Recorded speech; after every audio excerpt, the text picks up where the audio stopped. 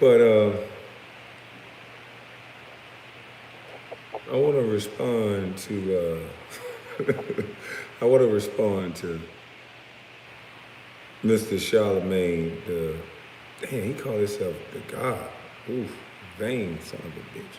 But anywho, Charlamagne the God.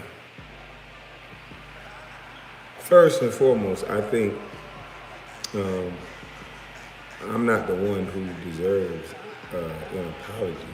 I kind of do, but the first person should not be me.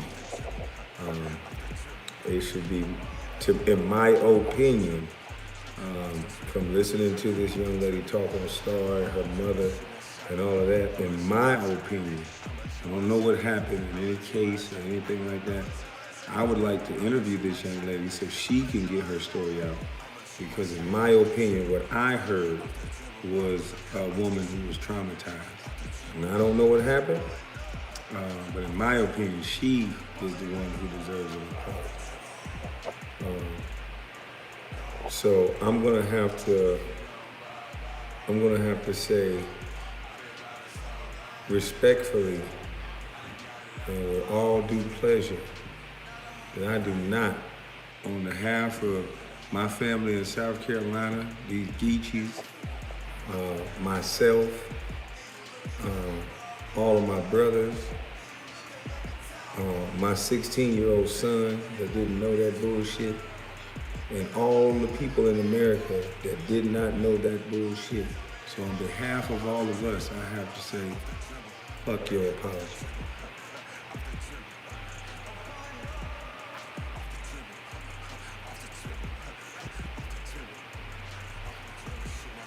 You fuck with my mother's son. And it's very interesting that, and you think you slick, and I'm about to expose you in a second, because you still doxing me. But people don't know that, but since you want to go there, I'm going to go there with you. Because I told you I was ready, well prepared, and studied you punk bitches. I know what you going to do before you try it. I knew you was going to call me crazy. I knew you was going to dig up my father's past. I knew it. There's one more thing you're going to dig up. I'm waiting on that too, punk. See, the thing about it is, I told everyone that there's a thing called, I don't know the true name for it, but I call it the go along, get along game. That's how I worded it. And so, you, my friend, kind of proved that there's a such thing as a go along, get along game. You kind of know why, you punk bitch? Because I wasn't motherfucking talking to you. And all of a sudden, you worded it like, I need your help. I need you, huh? When the last time we talked, nigga? When the last time I asked you for a cup of sugar? When the last time you asked me how I was doing? What's my kid's name? Who are my friends?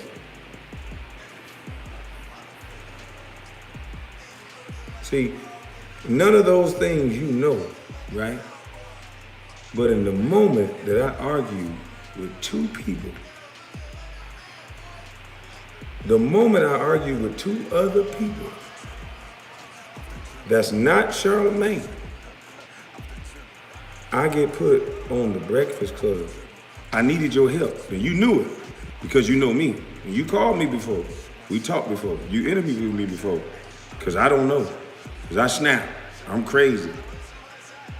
So you immediately knew, and you just came to the rescue to help me out. To help me,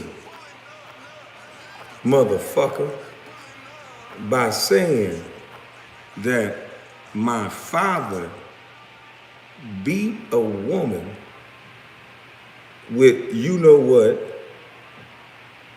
and my brother pow pow and then pow pow, and you, an award-winning author, a journalist for over a decade. You mean to tell me that the things that you shared about my family's past, things in which I didn't even know, sir? My mama cooking didn't say I needed that season, sir. But you knew me, and you knew I needed to hear that, and you knew the world needed to hear that, right? So you made that decision for me. Remember I told y'all, he ain't in control of your thoughts. So you made a decision for me and made it sound real nice on your radio station. Where you learned that at? How to train to talk so nice all the time?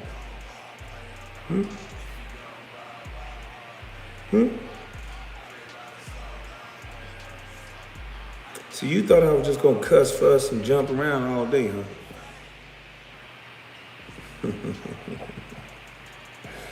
Yeah. Now, Charlamagne, let's get into what you said, boy. Let me show you how you a paid little bitch. Cause I knew you was. I don't know the timeline when you started throwing them bunkies around and when you got the alleged situation with this delinquency of a minor situation. I don't know the timeline that got brought back up. But all I know, there was a change in you, boy. Somebody changed your face, your nose, your cheekbones, allegedly. Alleged. You look different, boy. You look a lot lighter. You look a lot sweeter. You look different, boy. You start throwing bunkies around.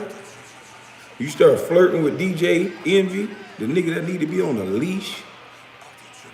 The nigga that lotioned the bunkie that you threw on the desk. The nigga that stuck his finger on a syndicated radio show for children to see.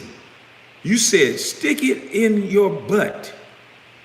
And then you said, allegedly, don't damage my ass, don't be rough with my butt. And DJ Envy was squeezing your butt. And you asked him to lick it. And he said, don't tempt me.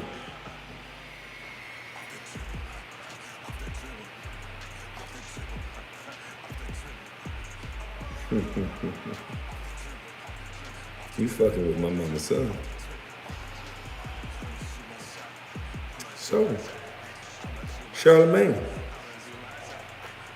that funny business you started doing, I think you owe somebody something, boy. You know why?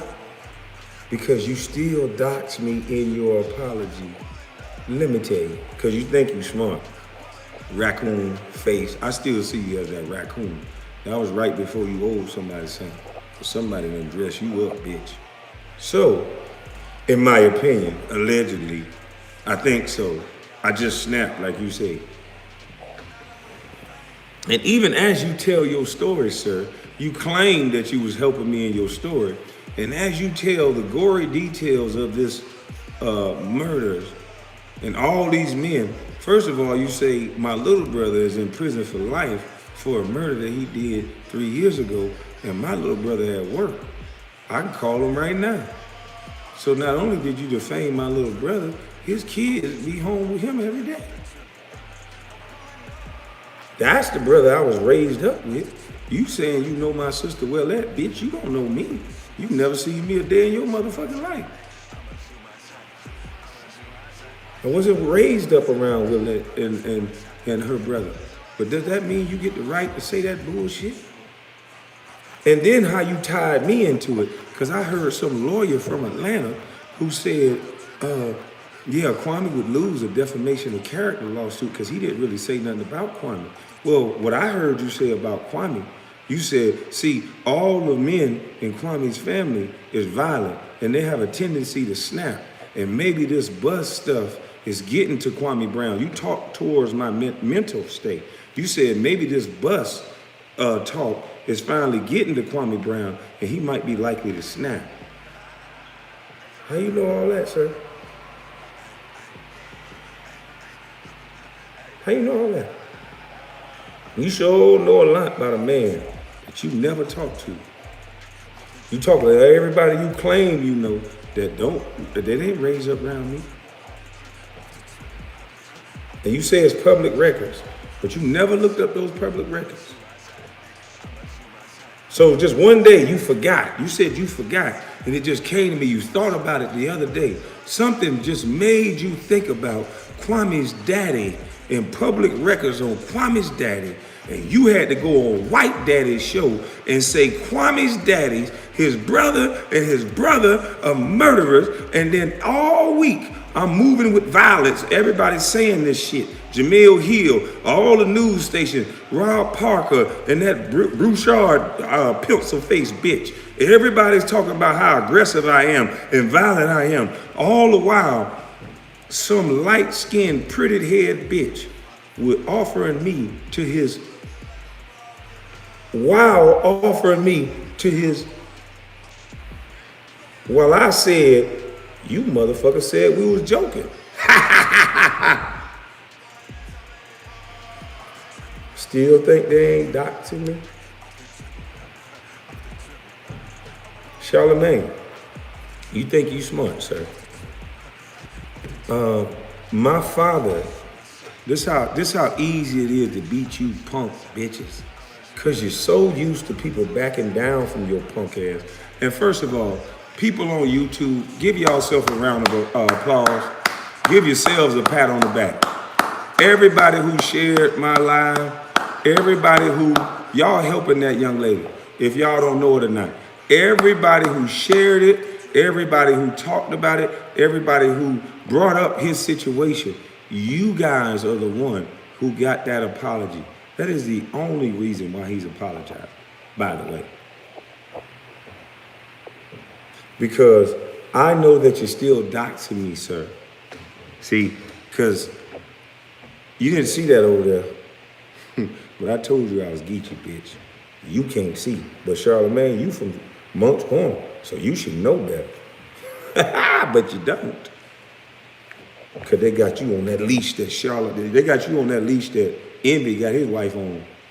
She allegedly, probably, I think, I slept about it and I snapped, and it looked like, in my mind, she probably putting her foot up your ass, punk.